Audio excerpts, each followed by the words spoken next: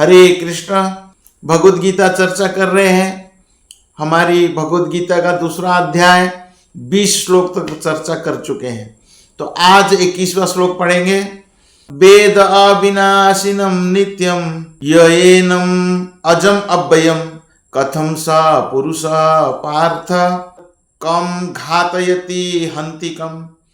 हे पार्थ, जो व्यक्ति यह जानता है कि आत्मा अविनाशी, अजन्मा, शाश्वत तथा अव्यय है, वह भला किसी को कैसे मार सकता है या मरवा सकता है।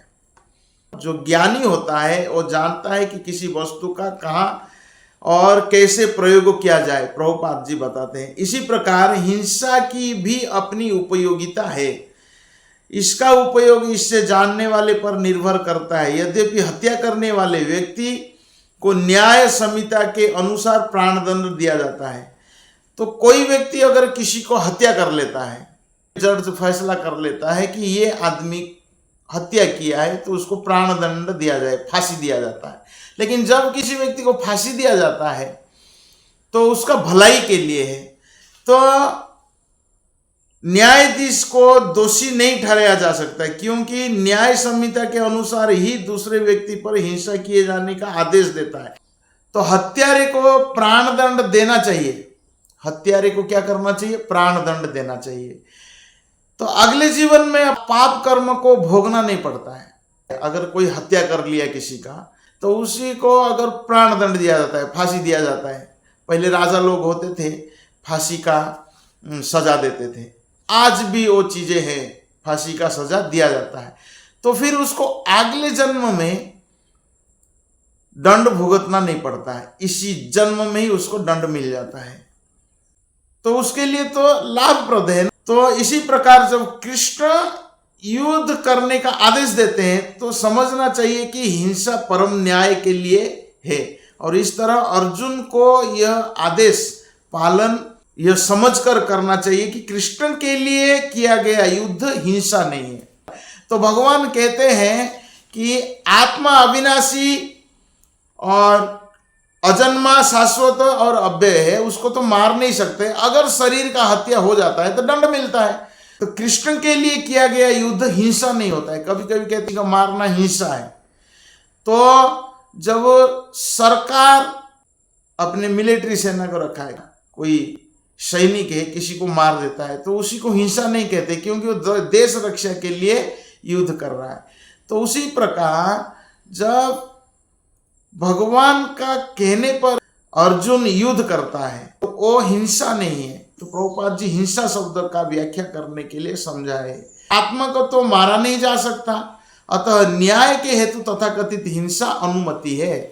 तथाकथित जो हिंसा है वो न्याय के लिए अनुमति है।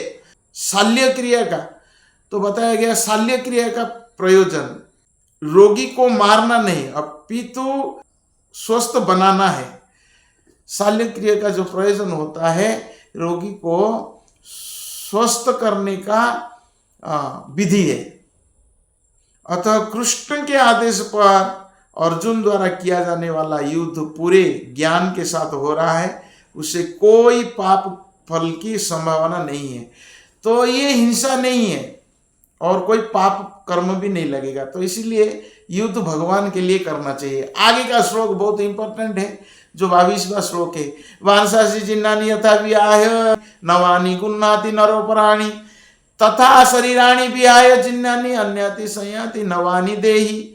बहुत अच्छा श्लोक है। जिस प्रकार मनुष्य पुराने वस्त्र को त्याग कर नए वस्त्र धारण करता है, कोई व्यक्ति अगर ये पुराना वस्त्र को त्याग दिया, नए वस्त्र धारण किया, उत्तम बात है। तो भगवान यह उदाहरण के साथ समझाते हैं कि अगर कृष्ण के आदेश से अर्जुन ने युद्ध किया, भीष्म द्रोणाचार्य अगर इसमें मारे जाते हैं तो उसमें क्षति क्या है? लाभ है। जिस प्रकार मनुष्य पुराने वस्त्र को त्याग कर नए वस्त्र धारण करता है, उसी प्रकार आत्मा पुराने तथा व्यर्थ शरीर को त्याग कर नवीन भौतिक शरीर धारण करता है। तो ये शरीर तो व्यर्थ हो जाएगा, पुराना हो गया, बूढ़ा हो गया, तो बूढ़ा शरीर को त्याग दो भाई, नव यौवन शरीर प्राप्त करो। तो नया शरीर प्राप्त होने से लाभ ही लाभ है। तो बताया जाता है अणु आत्मा का दूसरे शरीर में स्थानांतरण परमात्मा की कृपा से संभव हो पाता है। हमें जो दूसरा शरीर मिलता है ये परमात्मा की कृपा से ही दूसरा शरीर प्राप्त होता है। परमात्मा अणु आत्मा की इच्छाओं की पूर्ति उसी तरह करते हैं जिस प्रकार एक मित्र दूसरे की इच्छा पूर्ति करता है।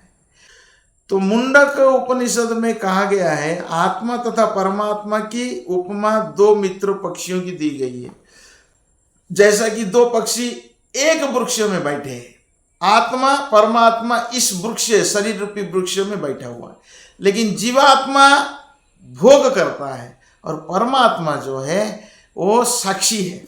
साक्षी के रूप में परमात्मा देखते हैं, लेकिन जीवात्मा भोग कर रहा है। तो कर्म के अनुसार जैसा जीवात्मा कर्म करता जाएगा उसको उसी प्रकार शरीर प्राप्त होगा। तो कृष्ण साक्षी है, पक्षी है, साक्षी पक्षी है, और अर्जुन फलभोक्ता पक्षी है। दोनों मित्र रखा है, किंतु फिर भी एक स्वामी है, दूसरा सेवक है। सेवक सेवक रहता है, स्वामी स्वामी है। भगवान कृष्ण स्वामी है और जीवात्मा सेवक है। जीवर स्वरूप वो है कृष्ण नित्य दास, जीवात्मा भगवान का सेवक है। जब जीवात्मा एक शरीर से दूसरे शरीर में जाना, यही विस्मृति है। जीवात्मा सब कुछ भूल जाता है, जैसे हम पिछले जन्म में क्या किया था हमारे पास कुछ याद नहीं है, सब हम भूल चुके हैं। भगवान जब चौथा अध्याय में ज्ञान देते हैं कि भगवान कहते हैं अर्जुन को कि तुम्हारा हमारा अनेक अनेक बार जन्म हुआ है, लेकिन मुझे वो सब याद है, लेकिन तुम्हें वो सब याद नहीं है, तुम सब भूल चुके हो। तो यहाँ भगवान ने अर्जुन को उपदेश दिया है वो अपने पितामह तथा गुरु के देहांतरण पर शोक प्रकट न करे, अपितु उसे इस धर्म युद्ध में उनके शरीरों का वध करने में प्रसन्न होना चाहिए। कोई व्यक्ति पुराना वस्त्र को त्याग देता है और नया वस्त्र धारण करता है, प्रसन्न होना चाहिए, नया मिला। तो इसीलिए भगवान अर्जुन को कहते हैं कि अपना पितामह तथा गुरु के देहांतरण पर शोक प्रकट नहीं करना चाहिए, क्योंकि पुराना शरीर त्याग करके नया शरीर प्राप्त होता है तो अर्जुन को प्रसन्न होना चाहिए। इसलिए अपना कर्तव्य को पूरा करना चाहिए। क्षत्रिय का कर्तव्य युद्ध करना है। अर्जुन तुम युद्ध करो, क्योंकि धर्म युद्ध में प्राण को अर्पित करने वाला व्यक्ति तुरंत शारीरिक पापों से मुक्त हो जाता है, उच्च लोक को भी प्राप्त होता है। तो अर्जुन को शोक करने का युक्ति संगत नहीं है। नैन्यम छिन्दन्ति शस्त्राणि नैन्यम दहति पावक न चैनम क्लेदयन्ताप न शोषयति मारुतः। तो नैनम छिन्दन्ति शस्त्राणि नैनम दहति पावक, यह आत्मा न तो कभी किसी वस्त्र द्वारा खंड खंड किया जा सकता है। कोई आदमी सोचता है कि आत्मा को अस्त्र के द्वारा खंड खंड कर लेंगे, लेकिन खंड खंड होता नहीं है, क्योंकि आत्मा का साइज हम देख लिया, कैसे खंड करोगे? बाल का अग्रभाग को 10,000 भाग करेंगे, जब एक भाग का अगर उसका साइज है तो फिर आत्मा को कैसे खंड खंड करोगे? तो आत्मा तो खंड खंड नहीं होगा। लेकिन यह भगवान बताते हैं, आत्मविश्वास दिलाते हैं। जब आत्मा के बारे कोई व्यक्ति को ज्ञान प्राप्त होगा तो आत्मविश्वास 1000 गुना बढ़ जाता है। कई व्यक्ति डरपोक होते हैं, भय करते हैं। कोई स्वप्न देख लिया तो भय करते हैं। तुम स्वप्नों में घोड़े पे बैठा हुआ देखते हो, घोड़े से गिरा हुआ देखते हो, तो घोड़े से गिर गए तो डर जाते हो। घोड़े पे जब बैठते हो सपने में तो आनंद लेते हो। घोड़े पे बैठना मतलब शादी विवाह करना। तो सपने में अगर शादी विवाह करता है आनंद लेता है, लेकिन स्वप्न में कोई अगर मारा, कोई चिल्लाया देखता है तो डरता है, उठ के देखता है, अरे मैंने स्वप्न देख रहा था, कुछ नहीं है। तो इस जीवन ऐसा 100 साल का सपना है। तो व्यक्ति भय करते करते जीवन जीता है। इस संसार में भय करने की जरूरत नहीं है। तो व्यक्ति को भय नहीं करना चाहिए। कब अभय बनता है? जब आत्म ज्ञान होता है तब वो अभय बन जाता है। कब तक व्यक्ति भयभीत रहता है? जब तक वो व्यक्ति को आत्मज्ञान नहीं होता है तब तक वो भयभीत रहता है। जो आत्मा को शरीर मान लेता है वो हमेशा भयभीत रहता है। तो आत्मज्ञान हो जाता है तो वो लोग कभी डरते नहीं है कोई मुझे मार लेगा। कई लोग हमारे पास आते हैं, बोलते हैं मुझे डर लगता है। आत्मज्ञान अभाव से डर लगता है। कभी मृत तो व्यक्ति मारने आया क्या? नहीं है। तो जिस व्यक्ति मर गया, शरीर जला दिया या दफना दिया, खत्म हो गया, वो आत्मा भटक रहा है, तो वो कैसा हमें मारेगा? इतना ज्ञान जब हो जाता है, आदमी अभय बन जाता है, डरता नहीं है। तो भगवत गीता पढ़ने से आदमी अभय बन जाता है, क्योंकि उसको आत्मज्ञान हो जाता है। वो जानता है कि आत्मा को हम शस्त्र के द्वारा खंड खंड नहीं कर सकते, ना अग्नि के द्वारा जलाया जा सकता है। कोई बोलते हैं अग्नि में जला दिया, नहीं, कोई व्यक्ति मर गया उसको अग्नि में जलाया जाता है। कभी जिंदा व्यक्ति को अग्नि में जलाते हैं क्या? दाह संस्कार होता है क्या? नहीं होता है। आदमी मर जाने के बाद शरीर को हम जला देते हैं, क्योंकि वो पंचभूत में मिल जाता है। आत्मा उससे पहले से ही चला जा चुका है, वो आत्मा पहले से ही जा चुका है। बोलते हैं यार मर गया, इसको रखेंगे तो सड़ जाएगा शरीर, इसके लिए जलाया जाता है। लोग शरीर को जलाते हैं, आत्मा को नहीं जलाते। आत्मा तो पहले से ही जा चुका है। आत्मा को नहीं जलाया जा सकता, और ना जल द्वारा भिगोया जा सकता है, वायु द्वारा सुखाया जा सकता है। हम जल के द्वारा भिगा नहीं सकते हैं, वायु के द्वारा सुखा नहीं सकते। प्रभुपाद जी बताते हैं सारे हथियार, तलवार, अग्नि अस्त्र, वर्षा के अस्त्र, चक्रवात आत्मा को मारने में असमर्थ है।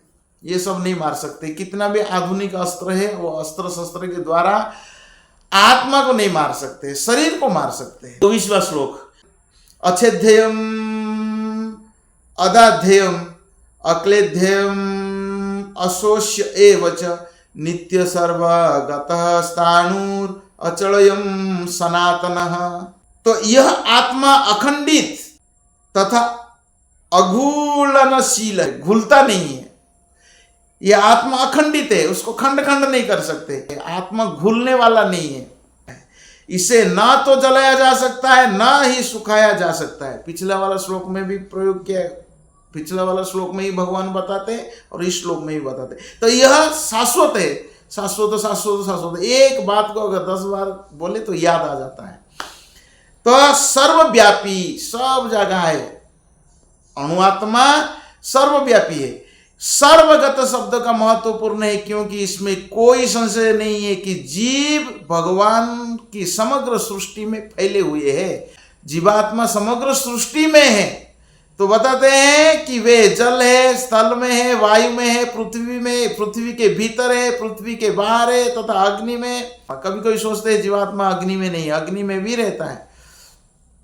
जो यह मानते हैं कि वे अग्नि में स्वाहा हो जाते हैं, वो ठीक नहीं है, क्योंकि यहां कहा गया है कि आत्मा को अग्नि द्वारा जलाया नहीं जा सकता। आत्मा, कभी कभी शरीर जलाते हैं तो सोचते हैं कि आत्मा भी जल गया, नहीं, आत्मा उससे पहले निकल चुका है। तो हम शरीर को जलाते हैं, आत्मा पहले से ही चला जाता है शरीर से। इसमें संदेह नहीं है कि सूर्यलोक में भी उपयुक्त प्राणी निवास करते हैं। यही सूर्यलोक का निर्जन हो तो सर्वगत शब्द का निरर्थक होगा। तो कहना है कि जीवात्मा अग्नि में भी रहता है, वायु में भी रहता है, सब सर्वव्यापी है। तो यहाँ शब्द जो है सर्वव्यापी सार्थक है। अविकारी है, विकार नहीं होता है आत्मा का। शरीर का विकार है, लेकिन आत्मा का कोई विकार नहीं है। स्थिर है तथा सदैव एक सा रहने वाला है। अर्जुन को कभी शोक नहीं करना चाहिए। अर्जुन का कर्तव्य है उसे युद्ध करना चाहिए। तो अगले श्लोक में 25 से लेकर 30वां श्लोक तक हम चर्चा करेंगे कि अर्जुन को क्यों शोक नहीं करना चाहिए। हरे कृष्ण।